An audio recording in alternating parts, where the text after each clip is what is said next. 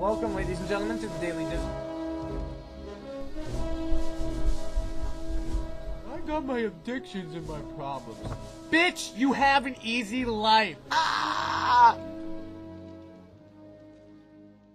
Welcome, everyone, to the Daily Dizzle for Friday, March 4th, 2011. It's Tommy Dizzlemits here, as always. Today, we got to look at the upcoming weekend at the box office. 4 new releases. We'll let you know which one stands the best shot at being number one. On top of that, we will also have the latest edition of Good News, Bad News, Charlie Sheen. So jump right into things. Safe to say, whichever new release can strike the biggest audience will end up being number one for the weekend. There's very weak holdovers. Last weekend, Romeo and Juliet was projected to be number one, but Hall Pass ended up squeaking by, neither with spectacular numbers as the downward trend compared to last year continues.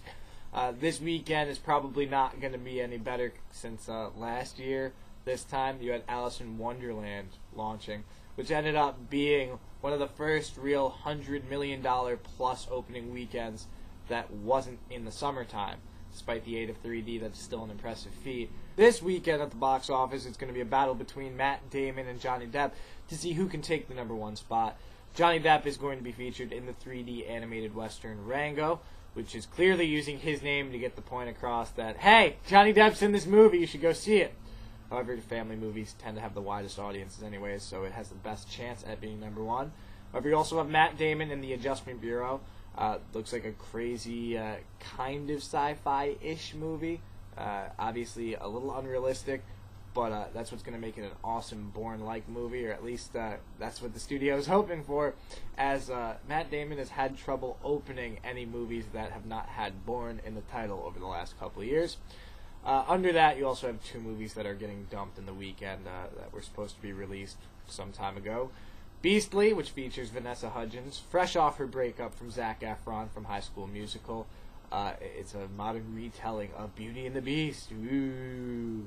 Way to go, CBS Films. You've had like 4 movies come out, and all of them have bombed so far, and this one's not going to reverse that anytime soon. You also have Take Me Home Tonight, which is pegged to bomb, which kind of disappoints me because it features Topher, one of my heterosexual man crushes, because he is the shit. Come on, he's Eric Foreman. Everyone has to know who Foreman is. And plus, I didn't think he was that bad in Spider-Man 3 either. This is a movie that he's actually a producer on. They made it years ago when 80s nostalgia was at its peak in Hollywood. Now it's just kind of being pushed out in the theaters, but I'm going to make sure that I check it out. And I think all of you should do the same, because essentially they could call it Tommy Dizzlemits the movie. And if you need any other further convincing to go see it, it's rather funny that Charlie Sheen is in the news. He's a big cokehead, and there's a lot of cocaine in Take Me Home Tonight. I mean, what would an 80s movie be without the cocaine? So that should be enough to sell you a few tickets right there. Now moving on to what we just mentioned, Charlie Sheen. Time for good news, bad news. Good news is, despite the fact that it seems that whether he's going to be on board or not, 2.5 Men will end up continuing. At least Charlie Sheen has his Twitter going now. He has seen what celebrities can make money-wise off of it, so that's why he decided to invest in it. He decided he needs a new cash cow.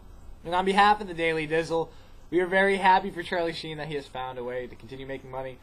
However, when that thing that you're using to make money, you're also posting all sorts of details like what's going on with the child custody agreement with you and your ex-wife, and oh, she agreed to it.